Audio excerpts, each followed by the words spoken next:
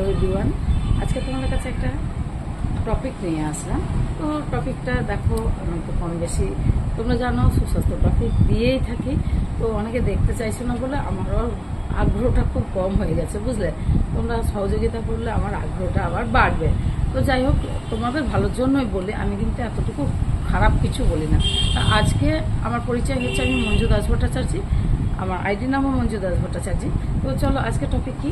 আজকে টপিক হচ্ছে পাকা কাঁঠালের উপকারিতা। দেখো, আমি কাল থেকে নিয়ে রেখে দিয়েছি ভিডিও বানাবো বলে, আমার কিন্তু আর সময় হয়ে ওঠেনি।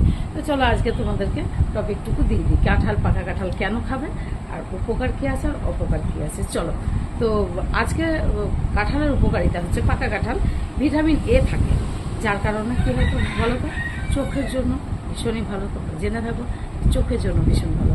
আর ভিটামিন সিও কিন্তু থাকে, তারপর B6ও থাকে। কোলন ক্যান্সার নষ্ট করতেও কিন্তু সাহায্য করে কাঁঠাল।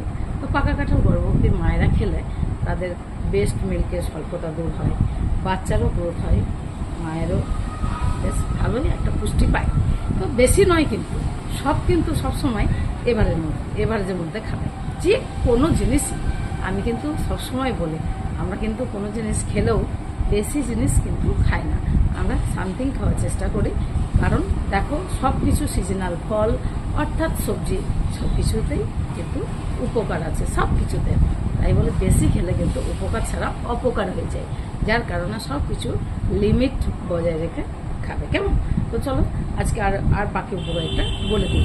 হার্টের পেশেন্ট খেতে পারে, কারণ কোলেস্টেরলের মাত্রাটা কমাতে কিন্তু সাহায্য করে এই কাঁঠাল, পাকা কাঁঠাল।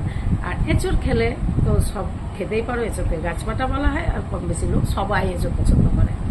তো এঁচড়ে কিন্তু কোনো পেশেন্ট খেতে পারবে না এটা না, এঁচড় কিন্তু খেতে পারে।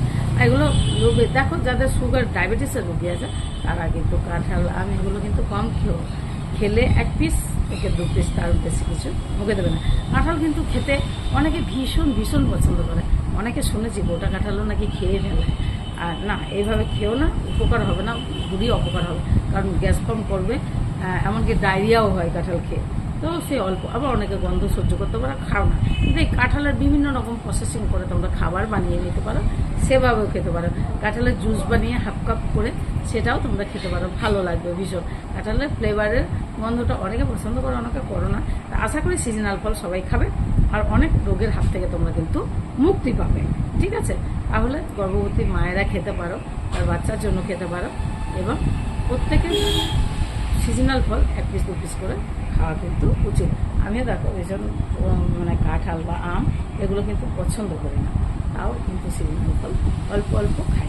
কাঁঠাল খেলে 2 পিস, আম খেলেও হয়তো 1 পিস বা 2 পিস, পুরোটা খাই না।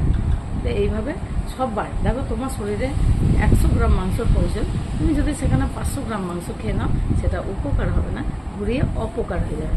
বোঝাতে পারলাম?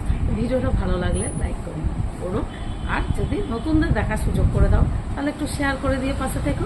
টাটা, আবার নেক্সট কোনো ভিডিওতে তোমাদের সামনে চলে আসবো। বাই। তাহলে প্রত্যেকটা ফলের কিন্তু বীজ যেটা, তার উপকার বেশি। এগুলো নিয়ে তোমাদের আরেকদিন একটা ভিডিও দিব। টাটা, বাই, ভালো থেকো, কেমন?